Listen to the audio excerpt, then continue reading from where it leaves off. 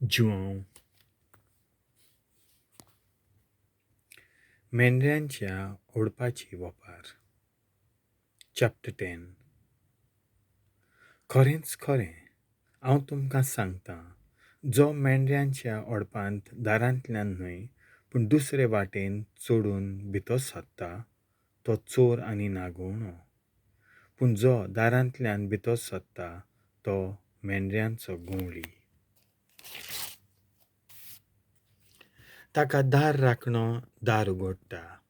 मेंढरां ताचो ताळो आयकतात आनी आपल्या मेंढरांक तो आपल्या नांवान उलो कोत्ता आनी तांकां भायर व्हरता. आपल्या मेंढरांक भायर हाडटोच तो तांचे फुडें चलता आनी ताचो ताळो वळखतात देखून मेंढरां ताचे फाटल्यान वेतात. परक्या फाटल्यान तीं वचनात, पूण ताचे सोशिलीं तीं पळून वेतात, कित्याक परक्यांचो ताळो तीं वळखनात. जेजून तांकां ही वपार सांगली, पूण जें तो तांकां सांगतालो ताचो अर्थ तांकां मेळ्ळो ना.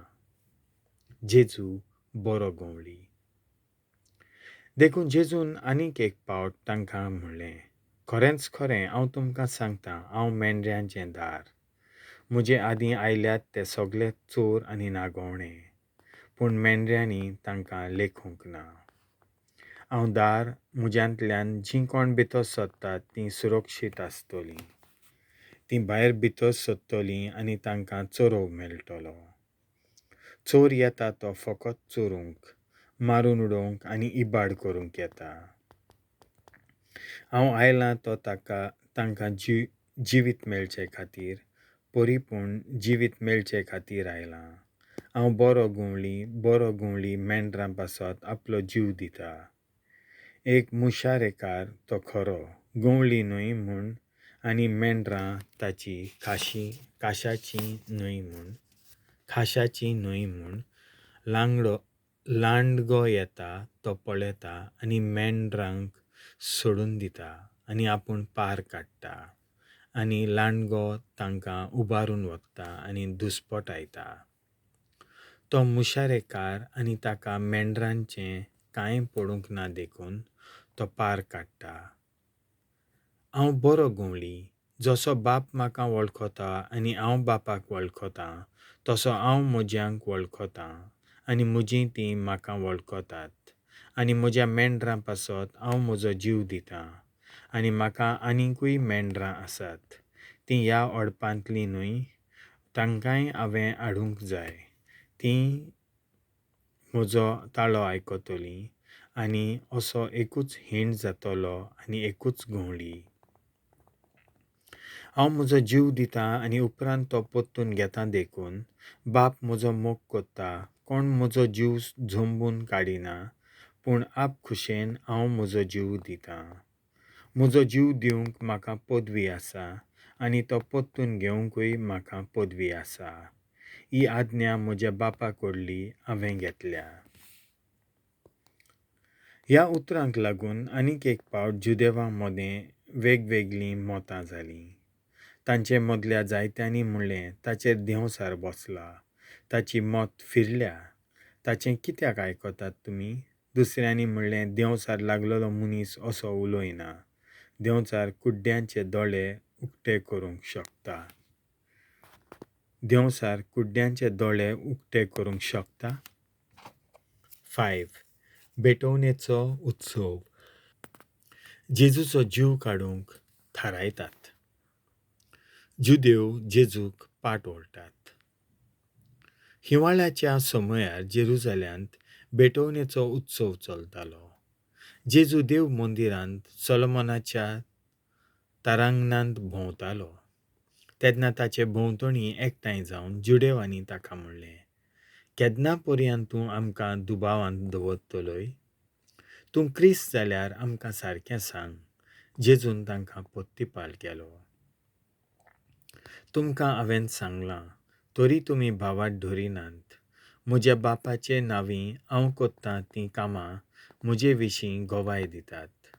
पूण तुमी भावार्थ धरिनात, कित्याक तुमी म्हज्या मेंढऱ्यांतलीं न्हय. म्हजीं मेंढरां तीं म्हजो ताळो आयकतात आनी हांव तांकां वळखतां आनी तीं म्हजो पाटलाव कोत्तात आनी तांकां हांव सासणीक जिवीत दितां आनी तीं सासणाक इबाड जावचीं नात आनी तांकां म्हज्या हातांतलीं कोण जोंबून वचचो ना.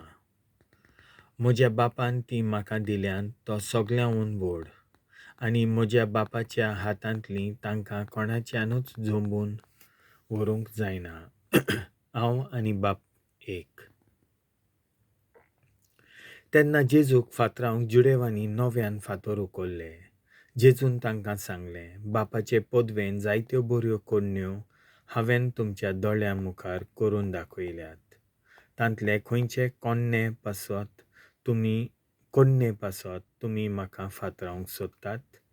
जुडेवांनी ताका जबाब दिलो, बरे कोडणेक लागून आमी तुका फातरावंक सोदिनांव, पूण तुजे देव निंडे पासत, कित्याक तूं मनीस जावन आपणाकूच देव कोत्ताय. जेजून तांकां जाप दिली, तुमी देव म्हूण हांवें सांगलां. अशें तुमच्या शास्त्रांत बरयल्लें आसा की ना? म्हणटच जांकां देवाचें उतर पावलां तांकां तुमचें शास्त्र देव म्हणटा आनी पवित्र पुस्तक मोडो नजो. आनी आतां बापान म्हाका संस्कारला आनी संवसारांत धाडला म्हूण हांव देवाचो पूत अशें म्हज्यान म्हणूंक जायना. तर तुमच्यान म्हाका देव निंदा कोत्ताय अशें कशें म्हणूं येता? हांव म्हज्या बापाच्यो कोडण्यो करिना जाल्यार तुमी म्हजेर भावार्थ दवरूंक नाकात. पूण हांव त्यो कोत्तां जाल्यार जरी तुमी म्हजेर भावार्थ दवरिनात त्या कोडण्यांचेर तरी भावार्थ दवरात. आनी अशें बाप म्हजे सवें आसा आनी हांव बापा सवें आसा म्हूण तुमकां खात्रेन कळोन येतोलें. त्या वेळार ताका ते नव्यान धरूंक सोदताले, पूण तो तांच्या हातांतलो सुटोन गेलो. जुआंव पयलीं जर्दना पलतडी स्नान दितालो थंय जेजू परत वचून रावलो. जायत्या जाणांनी ताचेशीं येवन म्हणलें, जुआंवान कसलीच खुणां करूंक ना, पूण ह्या मनशा विशीं ताणें सांगलां तितलेंय खरें जालें. आनी थंय जायत्या जाणांनी ताचेर भावार्थ ठेवलो.